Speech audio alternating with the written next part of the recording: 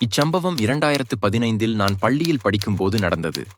ஒரு நாள் இரவு நான் எக்ஸாம்க்கு படித்துக் கொண்டிருந்த போது திடீரென்று யாரோ என் அறை கதவை தட்டினார்கள். சென்று பார்த்தபோது யாரும் இல்லை. நான் வெளியே சென்று பார்த்தேன். ஆனால் என் பெற்றோர், சகோதரர் மற்றும் அனைவரும் நிம்மதியாக தூங்கிக் கொண்டிருந்தனர். நான் அதைப் பற்றி அதிகம் யோசிக்காமல் என் வேலைக்கு திரும்பினேன். சிறிது நேரம் கழித்து வெளியே சத்தம் கேட்டது. பார்த்தபோது யாரும் இல்லை. நான் பயப்பட ஆரம்பித்தேன். அதனால் நான் என் பெற்றோரின் அறையில் படுத்தேன். திடீரென்று அதிகாலை 2 மணி அளவில் என் அப்பாவின் அருகில் ஒரு முற்றிலும் கருப்பு உருவம் அவருக்கு அருகில் படுக்கையில் படுத்திருப்பது போல் பார்த்தேன். என்னால் அதன் முகத்தை பார்க்க முடியவில்லை.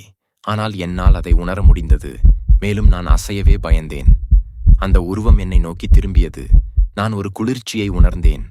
பெட்ஷீட்டை மேலே இழுத்துக்கொண்டு கனவா என்று நினைத்து அப்படியே கிடந்தேன். ஆனால் நான் மீண்டும் பார்த்தபோது அந்த உருவம் இல்லை. அது ஒரு கனவு என்று நினைத்தேன். பின்னர் அந்த உருவம் முற்றிலும் மறைந்துவிட்டது. அது ஒரு கனவு அல்ல என்பதை உணர்ந்தேன். 2 நாட்களுக்குப் பிறகு ஒரு பெரிய சம்பவம் நடந்தது.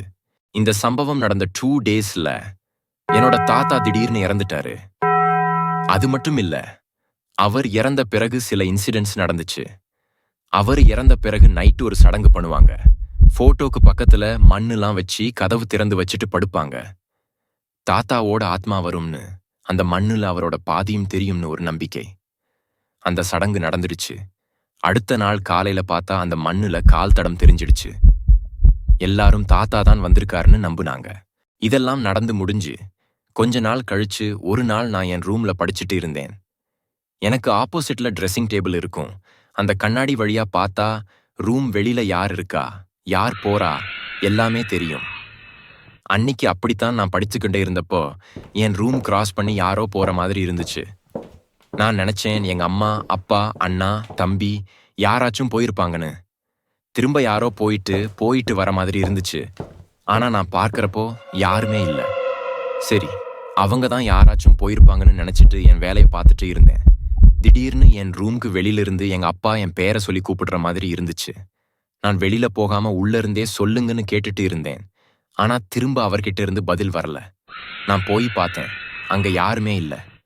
எனக்கு என்ன நடக்குது அப்படிங்கிறதே புரியல.